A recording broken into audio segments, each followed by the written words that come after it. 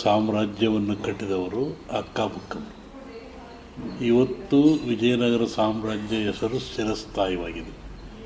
ಆ ಸಾಮ್ರಾಜ್ಯದ ಕೊಡುಗೆಗಳು, ನೆನಪುಗಳು ಮತ್ತು ಮೈಸೂರು ದಸರಾದಾಗಲಿ ಇವೆಲ್ಲವೂ ವಿಜಯನಗರ ಸಾಮ್ರಾಜ್ಯದ ಅರಸಗಳ ಕೊಡುಗೆ ಅಂತ. ಅದನ್ನು ಕಟ್ಟಿರ್ತಕ್ಕಂಥವರು ಅಕ್ಕಬುಕ್ಕವರು. ಅಕ್ಕಬುಕ್ಕವರು ಆಲಮತ ಸಮಾಜ ಸಂಬಂಧಪಟ್ಟಂಥವರು.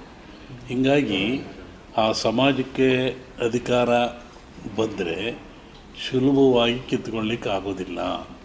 ಸಮಾಜದ ಮೇಲೆ, ರಾಜ್ಯದ ಮೇಲೆ ಒಳ್ಳೆಯ ಕೆಲಸವನ್ನು ಮಾಡ್ತಕ್ಕಂಥ ಜನರಿಗೆ ಕೆಡುಕಾಗೋದು ಕಷ್ಟ. ಆ ದೃಷ್ಟಿಯಿಂದ ಈಗ ಆಲಮತ ಸಮಾಜದವರೇ ಆದ ಸಿದ್ದರಾಮಯ್ಯನವರು ರಾಜ್ಯ ಅಧಿಕಾರದಲ್ಲಿದ್ದಾರೆ. ಹಾಗಾಗಿ ಅವರಿಂದ ಅಧಿಕಾರ ಕಿತ್ತುಕೊಳ್ಳೋದು ಕಷ್ಟ ಅನ್ನತಕ್ಕಂಥ ಒಂದು ಸಾಮಾನ್ಯ ಭವಿಷ್ಯ ಜ್ಞಾನವನ್ನು ವಿಜಯನಗರ ಸಾಮ್ರಾಜ್ಯದ ವಿಚಿಂತನೆ ಇಟ್ಟುಕೊಂಡು ಹೇಳಿರ್ತಕ್ಕಂಥದ್ದು.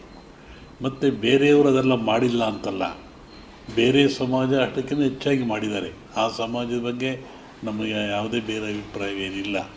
ನಾವು ಕಂಡಂಥ ಉದಾಹರಣೆಗಳು, ತಿಳ್ತಕ್ಕಂಥ ಚಿಂತನೆಗಳ ಮುಖಾಂತರವಾಗಿ ಹಿಂದಿಗೂ ನಾನು ಸಿದ್ದರಾಮಯ್ಯನವರಿದ್ದಾಗ ಹೇಳಿದ್ದೆ, 5 ವರ್ಷ ಆಳಿದರು, ಯಾರೂ ಕಿತ್ಕೊಳ್ಳೋಕ್ಕಾಗಲಿಲ್ಲ.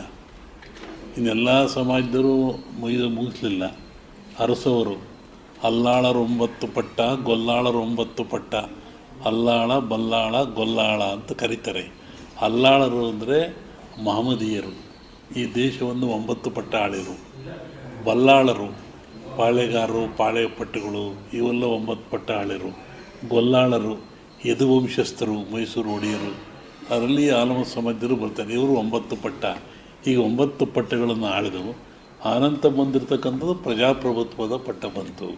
ಆ ದಿಶೆಯಲ್ಲಿ ಇವತ್ತಿನ ರಾಜಕೀಯ ಚಿಂತನೆ ಬಗ್ಗೆ ವಿಚಾರ ಮಾಡೋದಾದರೆ ಈ ಮುಖ್ಯಮಂತ್ರಿ ಇರೋವರೆಗೂ ಕಿತ್ತುಕೊಳ್ಳೋದು ಕಷ್ಟ. ಯಾಕೆ ಅಂದರೆ ಸಾಮಾಜಿಕ, ಧಾರ್ಮಿಕ ಒಂದು ಹಿನ್ನೆಲೆ ಇದೆ. ಆ ದೃಷ್ಟಿಯಲ್ಲಿ ಹೇಳಿದೀವಿ ಹೊರತು ಡಿ.ಕೆ. ಶಿವರ ಬಗ್ಗೆ ಆಗಲಿ, ಮೊಯ್ಲೂರ ಬಗ್ಗೆ ಆಗಲಿ ಅಭಿಪ್ರಾಯ ಒಳ್ಳೆಯ ಅಭಿಪ್ರಾಯ ನಮಗಿದೆ. ನಮಗೆ ಅವರು ಬೇಕಾದವರೇ.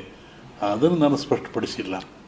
ಸ್ಪಷ್ಟಪಡಿಸ್ಬೇಕಾದ್ರೆ ನಮ್ಮ ಭಾರತೀಯ ಪರಂಪರೆಯಲ್ಲಿ ಒಂದು ಸಂಕ್ರಾಂತಿ ಭವಿಷ್ಯ ಅಂತ ಹೇಳ್ತಾರೆ, ಇನ್ನೊಂದು ಯುಗಾದಿ ಭವಿಷ್ಯ ಅಂತ ಹೇಳ್ತಾರೆ. ಚಂದ್ರನನ್ನು ಆಧಾರವಾಗಿಟ್ಟುಕೊಂಡು ಯುಗಾದಿಯ ಮಳೆ, ಬೆಳೆ, ಆ ಧಾನ್ಯಗಳು, ರಾಜರ ಬದಲಾವಣೆಗಳು, ಯುದ್ಧಗಳು ಇವೆಲ್ಲ ಹೇಳ್ತಾರೆ. ಆವಾಗ ಅದನ್ನು ನೋಡ್ಕೋಬೇಕು ಅಂತ ಹೇಳಿರೋದು ನಾನು.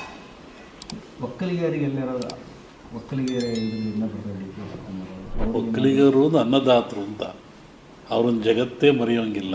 ಅನ್ನವನ್ನು ಕೊಡುವಂಥರೇ ಅವರು, ಭೂಮಿಯನ್ನು ಉಳುವಂಥರೇ ಅವರು. ಅದರಲ್ಲಿ ಹಾಗೆ ಇದಕ್ಕೆ ಜಾತಿ ಲೇಪನ ಹಂಚೋದು ಬೇಡ. ಒಕ್ಕಲಿಗ ಸಮಾಜ ಜಗತ್ತೇ ಬಾಗಬೇಕು, ದುಡಿದು ಅನ್ನ ಕೊಡುವಂಥರು ಅವರು. ಅವ್ರು ಅನ್ನ ಕೊಡಿದ್ರು ನಾವೆಲ್ಲ ಬದುಕು. 2 ವರ್ಷ ಅಂತ ಏನೋ ಅಂದ್ಕೊಂಡಿದ್ರು. ಇವಾಗ ಅವ್ರು ಬಿಡ್ಲಿಕ್ಕೆ ರೆಡಿ ಇಲ್ಲ. ಇವರು ಮೊನ್ನೆ ಅಮಿತ್ ಶಾ ಅವರಿಗೆ ಭೇಟಿಯಾಗಿ ಬಂದರು. ಒಂದೇ ಒಂದು ಹೇಳ್ತೀನಿ, ರಾಷ್ಟ್ರ ರಾಜಕಾರಣದಲ್ಲಿ ಸುನಾಮಿ ಆಗ್ತದೆ.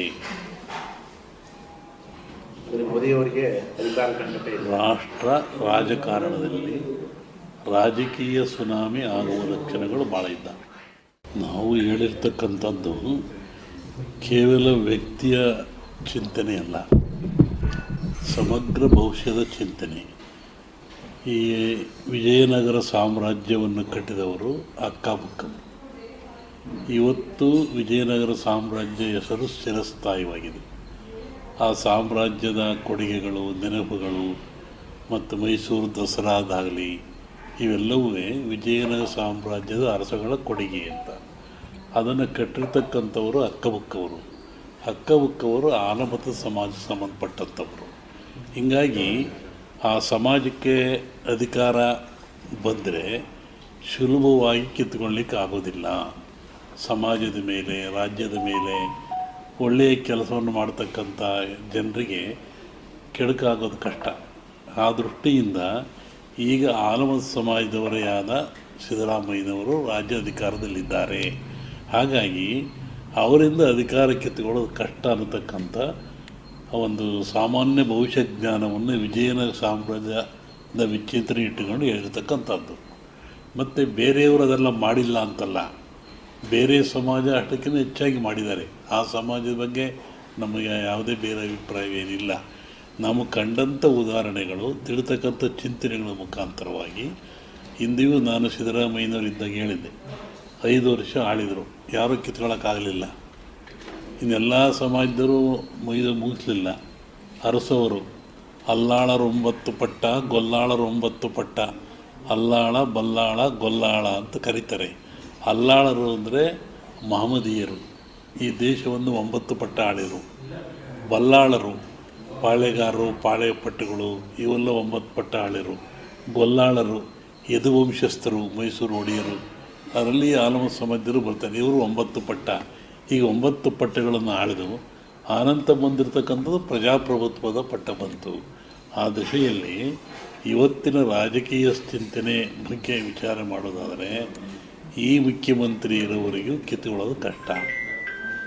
ಯಾಕೆ ಅಂದರೆ ಸಾಮಾಜಿಕ ಧಾರ್ಮಿಕ ಒಂದು ಹಿನ್ನೆಲೆ ಇದೆ. ಆ ದೃಷ್ಟಿಯಲ್ಲಿ ಹೇಳಿದೆವು ಹೊರತು ಡಿ ಕೆ ಶಿವರ ಬಗ್ಗೆ ಆಗಲಿ, ಮೊಯ್ಲೂರ ಬಗ್ಗೆ ಆಗಲಿ